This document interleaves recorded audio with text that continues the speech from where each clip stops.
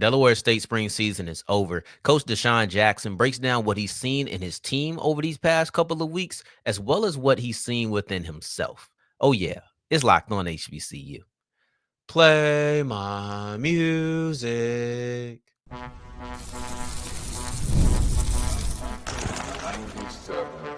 You are Locked On HBCU, your daily podcast covering HBCU sports. Part of the Locked On Podcast Network, your team every day. What's going on, family? Welcome back to another episode of the Locked On HBCU podcast, your number one daily one-stop shop for everything HBCU athletics, Monday through Friday. Part of the Locked On Podcast Network, your team every day. And I, of course, am Darrion Gray, a.k.a. the Mouth of the South, Texas Southern alum and former TSU Herald Sports editor and current contributing writer at USA Today's Saints Wire. Thank you for going on this journey with me. Make a Locked On HBCU your first listen of the day every day. And remember, just because the mic cuts off does not mean that the journey is over. It just means it's time to follow me on Twitter at South Exclusives. Starts with an S and ends with an S. We'll wrap up today's episode, today's episode is brought to you by FanDuel. Right now, new customers can get $250 in bonus bets when your first $5 bet wins. We'll wrap up today's episode with a look at Morgan Price, who has done it again. She is once again a national champion for the second consecutive season. But I want to kick this thing off with a little bit of a two-part. It's really an expanded first topic that divides up into two. So Delaware State spring season is over, and DeSean Jackson is breaking down what he's seen in some of his individual players, what he's seen as a team, and then also the learning experience of being a coach, because this is his first year. This is really the beginning of his first year, though it's still not the fall. This is the beginning of him going on his coaching journey. So I want to kick it off with the first thing that comes to a lot of people's mind when we're thinking about a football team. If I'm just talking about a generic football team, the first position that'll come to your mind is quarterback. And for Delaware State, they're feeling pretty confident in the fact that they have an experienced quarterback. I could tell, my personal opinion, from what DeSean Jackson said, that he likes Marqui Adams. He still wants to see more from him, but I think that he likes him enough to where we should expect this to be the starting quarterback, and it probably won't be a competition that's going into the fall. That's just how the tone of his words set off in my head. That's how they rang off to me, is that, yeah, we like Marqui. He's a talented player. Of course, he has some things he needs to build on. He's still relatively young, as far as experience-wise. He hasn't hit 20 games yet, if I'm not mistaken. Or maybe he might be right at 20. But in 2023, he had 11 games. In 2024, he had 6 games. And I think he might have played a couple before that. So he might be right at 20 games. But all in all, he's not super experienced. So, of course, he still has some things that he has to develop. But this was a freshman All-American at one point. Excuse me. So Marqui Adams, this is what Coach Jackson had to say about him. He says he's a playmaker. He's somebody who could do special things with his legs. You have to forgive me. I keep feeling like a sneeze is on the way, and it's not. But he said that basically Adams is a playmaker who can do some special things with his legs, and that they're looking to build. Like I said, I think that there's confidence in Adams. I think there's a comfortability in that offensive room when you're talking about the quarterback. And it all starts with the QB. You can go through. I'm trying to think, man. I don't think that there's many teams in the NFL that the quarterback is not the first person you think about objectively, right? Like if, let's say you're a Bengals fan, you may think Jamar before you think Joe, but that's kind of like a toss-up. Derrick Henry, when he was with the Titans, but now that he's with the Ravens, you're not thinking about him before Lamar. Saquon, maybe you think Saquon before you think Jalen Hurts. Maybe. I don't know if that's a guarantee, though. But the point is, you're thinking about quarterback first. So, of course, you want to make sure that you're set at that position, especially as you're starting to push forward into the fall. If we recap the spring, neither the offense or the defense really had an edge on each other, according to DeSean Jackson. With this, it was a even split because the offense was dominant to start, and then the defense turned the tables. So you have Nemo Washington. You also have Brandon Blackman.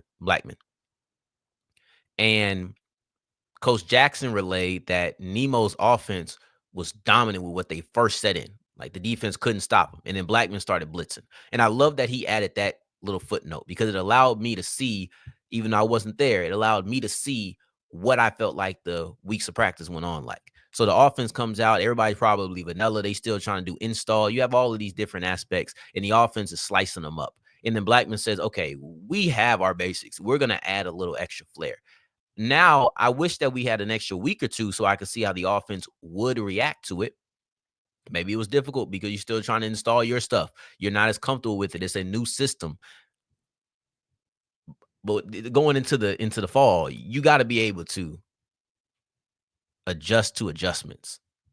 And I think that through Coach Jackson's description of what the spring practice went like, this was like a real game. The offense came out and they were cooking, doing this, that, and the third. The defense said, all right, cool. We know how to stop that now. We're going to do this. What would the offense do? It's almost like that magic meme. You got to get them back. You got to, like, that's what this felt like. And I wish we had another week to really experience that, another week and a half or so to really experience that. But this is what the game is all about. You're not the only person making adjustments. And if you're the one person who came in with a game plan and you just stayed constant all through the game, you're probably not going to do that well.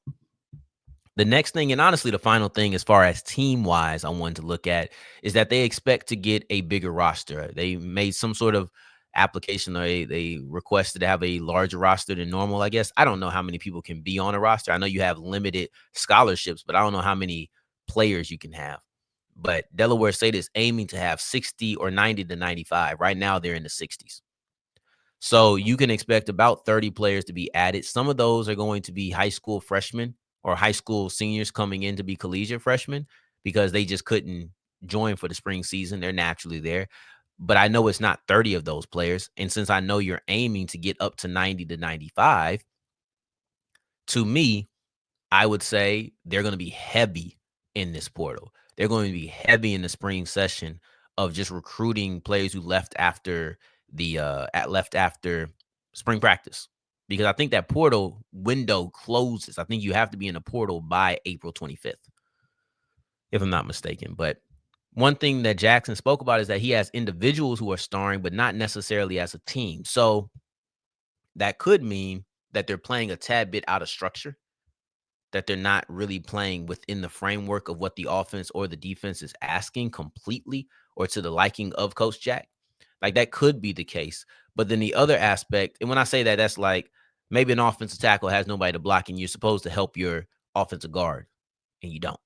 So while you have an edge rusher, you're doing phenomenal, but you're not really helping the team. Or a defensive end who is rushing the passer, but he's not staying within his rush lane. So yeah, he may finally get off of the block, but he's crossed over the path of your defensive tackle, and it actually leads to less than stellar pass rush. You get there, so it's effective, but it's not conducive, and it could. There's an idea of bad, and I'm not trying to put words in his mouth, so I'm honestly speculating. But you can have bad habits that lead to good results. The only problem is you feel like eventually those bad habits are going to turn into bad results. That's the scary part. Because, and I say this as somebody who had a lot of bad habits that led to a lot of good results, and they're difficult to break. I'm still trying to break them.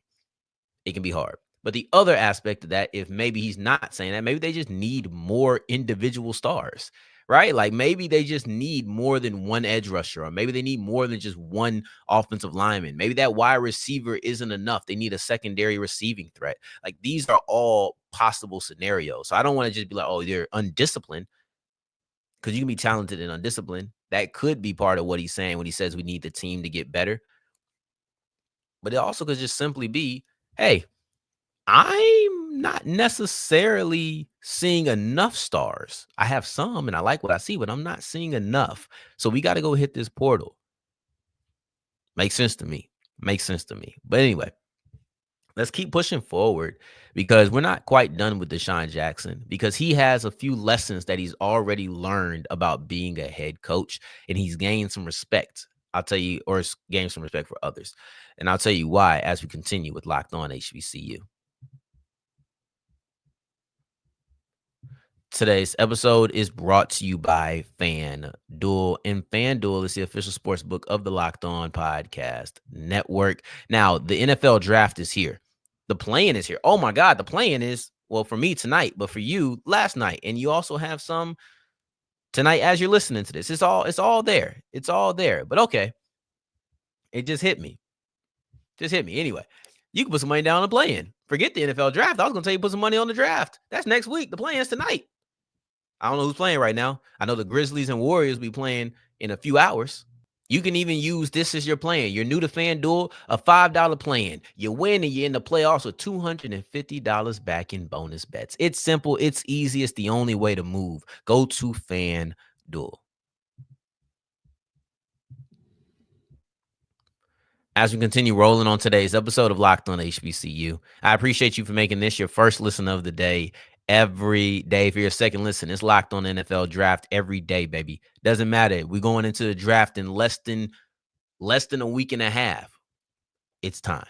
Go ahead and check out my guys on Locked On NFL Draft to stay up to date on what your team needs. So DeSean Jackson, personal lessons as he's learning, going through this process. It's very easy. It's very easy to just assume what DeSean Jackson will or won't be. I don't think that there's a minority. I think it's a majority of people who have already come to an assumption of what it is. Now, those are different sides. There's some people say, oh, well, former player, he's going to have a lot of success. They're going to be good at this. There's going to be some people who say he ain't taking it serious. He has no experience. He's not going to be good at this. Two sides of it. There's two sides of it, but I think a lot of people have already made their decision on what they think DeSean Jackson will be. And I think DeSean Jackson had a vision of what he thought this would be. It ain't that. It is not what he thought it would be, because DeSean Jackson, after the spring practice, said, I got more respect for my coaches now. And, DeSean Jackson played, I keep saying, I don't know why I have this thing about saying people's whole name. I really want to stop, but I say people's whole names. I was talking about Jada Byers one day, and I was like, yo, I never call him Jada or Byers. I just call him Jada Byers. And here I have this habit here, DeSean Jackson. I'm a first and last name person. I don't know when I started, but I am now. Anyway, Coach Jackson, that's my middle ground. Coach Jackson played in the league for a long time. Obviously, he had coaches. He knows what it's like to be coached, but he did not know what it's like to coach in this capacity. This is his first year. This is his first season, and this is really the beginning of that journey. I know we don't start counting the season until we get into August, but the preparation starts here in March, in April. Like, this is when it all starts to form. And as he goes through the spring practice, Coach Jackson says, I have a newfound respect for my former coaches, because he realizes how much goes into it. And he said it's only a fraction of it that's really about the X's and O's. I would say that fraction grows even smaller when you're talking about being in college. When you're talking about the collegiate coaching ranks, I think there's a greater emphasis on personal development, because you're dealing with younger players. Yes, you still have to fortify relationships. You still have to help people grow as men in the league. Like, those things still happen. Don't get me wrong. But it's a little different. You're also dealing with 35-year-olds sometimes. I would argue that from 17 to 22, 23, you're helping them build the foundation of their life on a weekly, daily basis. That's not necessarily the case in the pros. So while it still exists, you're not necessarily looking at it through the same lens as college. Personal development is something that you have to deal with every single day, whether you're talking about school, whether you're talking about life, whether you're talking about manhood, whether you're talking about leaving your house for the first time. These are things that you have to help all of your players go through. All of your players. You don't get to step in and be like, oh, there go my 35-year-old with 3 kids and who's been in the league for a decade already. Like, you don't have that aspect where you can be hands off on him. Maybe some people are more mature than others, but DeSean Jackson is starting to realize that, hey, there's a lot that goes into coaching, and half of it isn't even the X's and O's. That's his words. Those are his words and what he said. So I think that I think the spring season is great for former players. It's great for everybody, but especially for former players who realize, like, oh, I was great at this, but coaching it is a different conversation. For all NFL players who transition straight into coaching like this, you have to realize just because you knew how to do it does not mean you know how to tell somebody how to do it. There are certain people who are just that athletically gifted. There's people whose mind work a different way. I'm telling you right now, I don't think I'm built to teach. I do not think I'm built to tell people how to do it because you need to grasp it the way I grasped it. And to me, it's super easy. Bad habits, good results, trying to learn, right? But all of this whole aspect of teaching people how to be men, teaching them how to go to class and motivating them in personal development, these are all things that Coach Jackson spoke about as things that he's learned. And I'll tell you something I never thought about.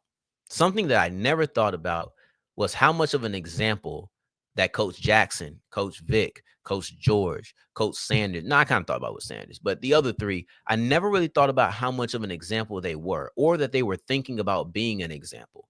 To me, I thought, well, DeSean going in, he was inspired by Deion. I didn't think Deion did it to inspire anybody. I really don't. Was he aware that he was inspiring people? Probably so, because people like Deion Sanders and they're going to call him and tell him, hey, you're inspiring me. Like, I don't think that he set out to do it, but I think he was very aware that he was doing it. George, I don't think he's worrying about it. Vic, I don't think he's worrying about it. But Coach Jackson said, look, he wants to inspire other players to hop into coaching. And I never really thought about that being a thing. I never thought about the larger world of this. And I'll say, as they become more successful, let's say Vic and Jackson are both successful, you're going to see other people doing it. Let's not forget that Coach Vic had other people calling him. He did. Those jobs didn't come through, but the fact that they're even calling Michael Vick, we're talking about the lack of experience that he brings to the MEAC. What about what he would have brought to the ASUN? What about what he would have brought to the FBS? Because I think it was Sac State that was calling him, and they're trying to move up a subdivision. He could have been an FBS coach in a matter of a year, 2 years. So I never really thought about the inspiration, but I was happy when I heard him mention that because it got my brain to working a little bit. He says that the HBCUs are back. He said the era of the HBCUs is here again. And though he said there's a lot of schools that are doing some great things, one thing he honed in on was the former player. And I was just thinking to myself, is he just referring to him and Michael Vick? Is he talking about guys like Chris Dishman? Is he talking about guys like Eddie Robb? Like, is he talking about these guys? Who is he referencing? Because I don't think it's a lot of people who fit the bill. I don't think it's a lot of people who fit the criteria of former coaches or former players turned coaches. Even if we're talking about not being great players, I don't think it's a lot of them on a professional level, like pro football, NFL, then go to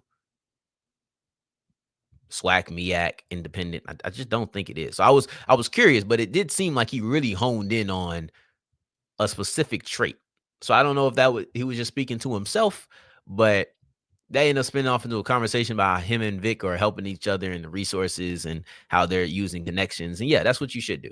Like, I think that DeSean and Michael Vick and Eddie George and Eddie Robinson and Chris Dishman and Deion Sanders, like, I think they all had higher connections they should lean into. It just makes the most sense to me. But lastly, he said he's still working to get Delaware State and Norfolk State at Lincoln Financial Field, and that Big Dom, the security guard for the Eagles that I recently found out that they all love after, I think, last year's, well, the 2024 playoffs, when he almost got in a fight with somebody. Like, apparently they love Big Dom. That's their guy. So, but anyway, the point is they're still trying to get that set up. They can't talk about it all, but now that I know that he has people inside the organization who are trying to pitch this, it may end up happening within the near future. Because if Big Dom is doing it, I don't know. I can't just call him Dom. He's Big Dom. But if he's trying to push for it, then he's probably getting in the ear of some people, and I think it could be a trickle down effect. I don't think Big Dom has the sway to say we're gonna have it here, and they say, yes, sir, Big Dom. I don't think so. But anyway, let's push forward to Morgan Price. Because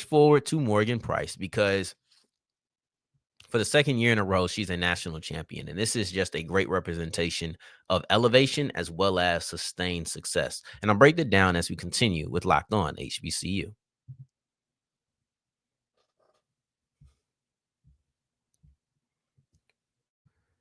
As we're wrapping up today's episode of Locked On HBCU, I appreciate you for making this your first listen of the day every day, making it all the way to segment 3. And I thank you 2 times for that. Thank you. Thank you. I don't know if y'all can see, I'm wearing a Daredevil shirt. After I get off of here, I'm going to shortly after watch the Daredevil season finale. Just wanted to put that out there if there's any Daredevil fans. If there's any Daredevil fans, y'all can definitely DM me. We can talk about Daredevil all day.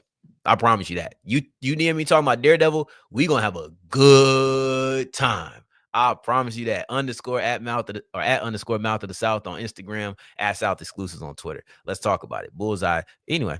Let's talk about Morgan Price before I go on a Daredevil tangent and show how much of a nerd that I truly am. For the second year in a row at USA Gymnastics Nationals, you see Morgan Price end on top in the all-around championships. I'll say this. Morgan Price's second straight championship, yes, it represents sustained success. That's the most obvious. That's what's on the forefront. You won a championship last year. You won a championship this year. But I also think that it represents growth because she was dominant. She was dominant in the individuals in a way that she wasn't in 2024. So now you see the growth. Yes, I've won the all around, but look at how I performed in the individuals where I was first place in everything. I was first place in everything when it came to individuals, and that wasn't the case in 2024. So as far as the all around goes, she ended up having a 9.775 in her vault. That was fourth. She has a 9.85. That was second in the uneven bars. On her balance beam, she has a 9.9, which was first. And then on the floor exercise, she has a 9.825. And that was tied for third. So you see her top 3 in 3 events and fourth in the other. That's very high, and there's no real variance. We've seen Kirsten Johnson last year where she was really good in 3 events, but one she struggled in, and that struggle kept her from being first or second and pushed her to third. She was still on the podium, but there's one event that can just bring, or not just one, one event can just bring you down. Doesn't matter if it's vault, uneven bars, balance beam, floor exercise. Doesn't matter. But then you see when she gets the individuals, she's first everywhere. Her vault, 9.825, an improvement from her all around. Her uneven bars, 9.85. That's the tide. She did that back to back. You're looking at the balance beam, a 9.8625. Excuse me. And then on the floor exercise, she had a 9.9. So if you're comparing her individual to what she did as in her all around, the vault improved. The uneven bars was the same.